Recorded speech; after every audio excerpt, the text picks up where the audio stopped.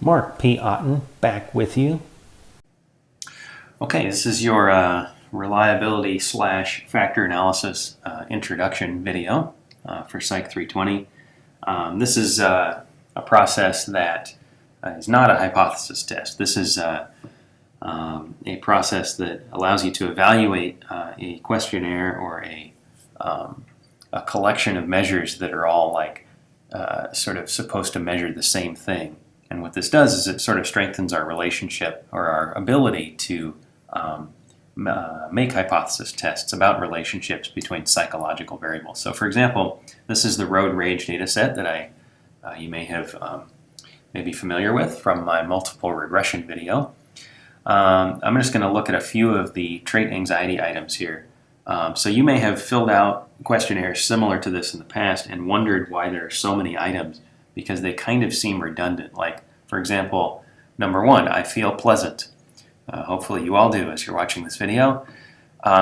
If you answer yes or a high score on that one, then when you get to number 6 or number 7, right? I feel rested, I am calm, cool, and collected. Like, I feel like you're going to be like, wait a minute, I already kind of answered this question. I said I feel pleasant. Why do I also say I need to feel calm? Or number 10, I feel happy. And you're like, please stop asking me the same questions over and over again. Well, there's a purpose to this. The purpose is to have a stronger measure and have at least in theory, have a stronger measure, one that will stand up to multiple, like if you give this to, let's say, a different population who speaks a different language, or if it's translated to a different language, or let's say you're giving this to college students and then the next day you give it to a population of elderly. There might be some subtle differences in the way that they interpret this. And so one group might say, I feel pleasant, but then not say, I feel happy. Maybe they actually distinguish those better than another group. And so it's important to state have these statements be stated in different ways in order to completely cover all the possible ways that somebody might be reporting the trait anxiety construct. Psychological construct is what they call it, or the concept. But that said, you can overdo it sometimes. So like this trait anxiety measure is 20 items. And I feel like normally if you have 20 items, that's okay, but usually you could probably cut it down to 10 or 15. Certainly if you have more than 20, it gets to be long and people start just circling numbers over and over again, filling in 4 every time, not even reading anymore if it gets to be too long.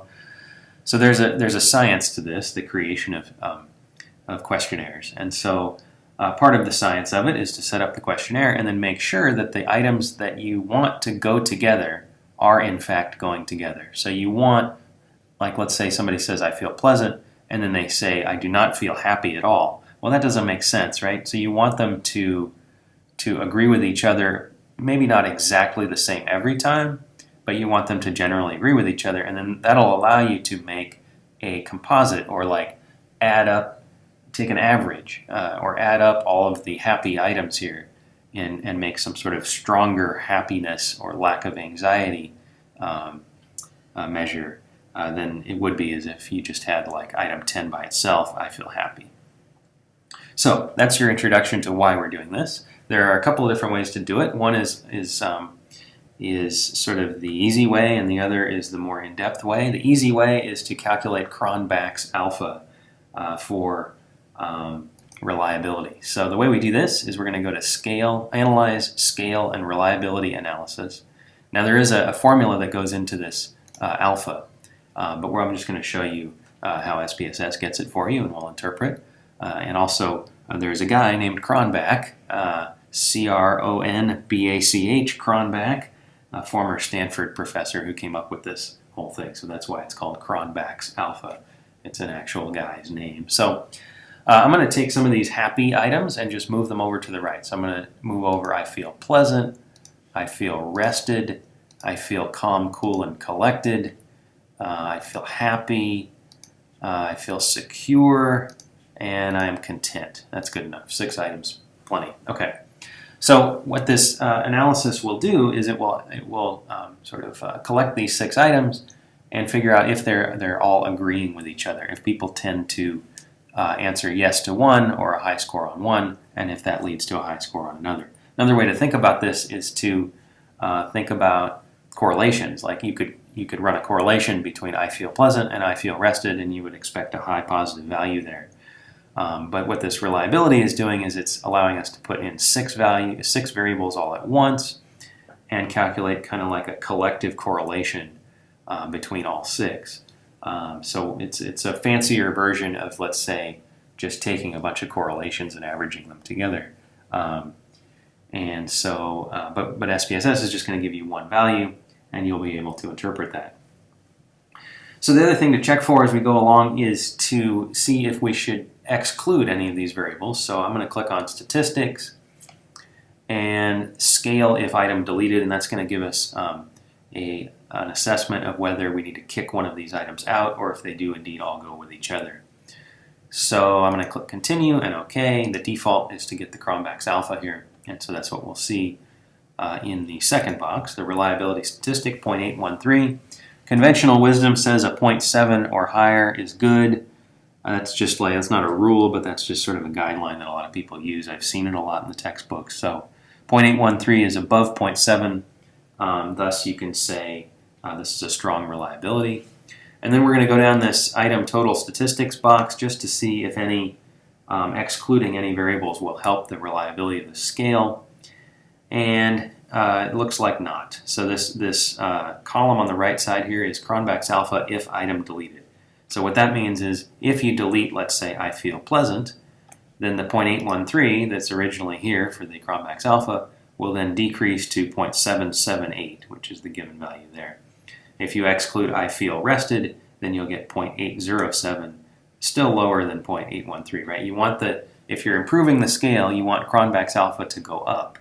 And so by deleting any of these six values, that value is not actually going up, it's actually going down. You're making the scale worse by excluding any of these variables because all six of these values are actually lower than 0.813. And so that means that by deleting any of them individually, you will be weakening the scale. So if one of these in this rightmost column of this item total statistics box, if one of these values were to turn up greater than 0.813, then you would say yes. Excluding this particular item, whichever one it is, will help the scale's reliability. In this case, it would not. Okay, so that's the relatively simple way to assess a scale. We would conclude that we can go ahead and average these six items together if we want, or call it a trait anxiety scale, or in this case maybe a trait lack of anxiety scale, or whatever we want to call it.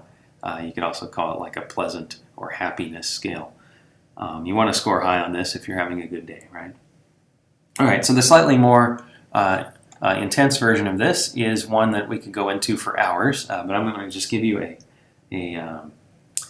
a quick and easy introduction to factor analysis. So what this is going to do is so that, like I said, you could average these items together now to form a composite happiness index, let's say, or you could create a factor by way of factor analysis. And this factor analysis is what most psychologists would do in this case, and so let me show you what it does. So analyze, dimension reduction, and factor. And it's still going to clump together all six of these items, but it's going to do it in a very intelligent way. So I'm going to move them back over to the right here. So I feel pleasant. I got to make sure I get them all in there. Rested, calm, cool, and collected. Happy, secure, and content. I think those are my six.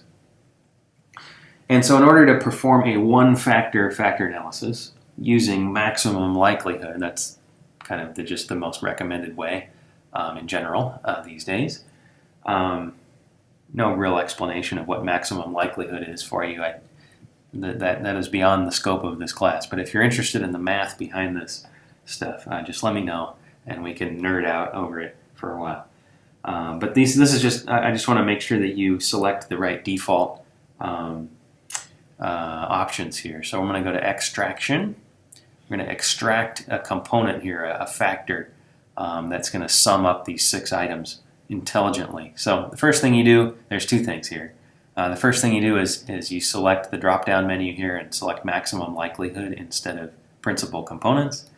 Like I said, that's just sort of conventional by the experts. And then fixed number of factors you select, and you're going to select one factor. So that's going to restrict you down to just creating a summary statistic or a summary index of these 6 items. If you were to say do 2 factors here, then what that would be asking the computer to do is try to decipher like 2 different components to this. Like maybe I feel pleasant and I feel happy are on their own by themselves in some sort of combination, and then the other 4 items are in a separate combination. Well, we're not going to do that. We're just going to do one total combination of the 6 items here by fixing your number of factors to extract as 1. Click continue. There's some other options here that we're going to ignore. We're going to click OK, and I'll get you an initial interpretation here of the factor loading. So if we go down to, and so there's a number of boxes here that factor analysis will give you. I'm going to just go to the factor matrix, which is what is going to be your ability to interpret these items. These numbers here going down the column are called factor loadings, and what this basically implies is we've created a scale. We've now created a 6-item happiness scale, let's call it, and the scores here, the factor loadings, are the individual items' contributions to that overall scale. So, for example, you could say that you could call it a correlation, because that's our that's sort of the easiest way to do it based on what we've learned in this class. And so the highest correlation here, it looks like it's 0.812. So you'd say the factor loading for the I am happy item is 0.812, and then you would say that the item I am happy correlates 0.812, or has a 0.812 correlation with the overall factor, and then you've interpreted that factor loading. The lowest one here looks like I feel rested, 0.502, still very high. So you would say the factor loading for the item I feel rested is 0.502, or the correlation between the item I feel rested and the overall factor happiness is 0.502. So that's your introduction to factor analysis. We already sort of screened this out with the reliability analysis, figuring that there should be one factor here instead of more than one. And so then this factor looks good in general. If the factor loadings are above about 0.30, then that's the criteria for keeping an item here. But we already kind of screened that out, like I said, because we checked to see if we should exclude any items before we got here. So that is beyond the scope of this class, analyzing factor loadings further than what you've got here. For your homework, I'm just asking you to interpret them, and so you would just give one sentence per loading.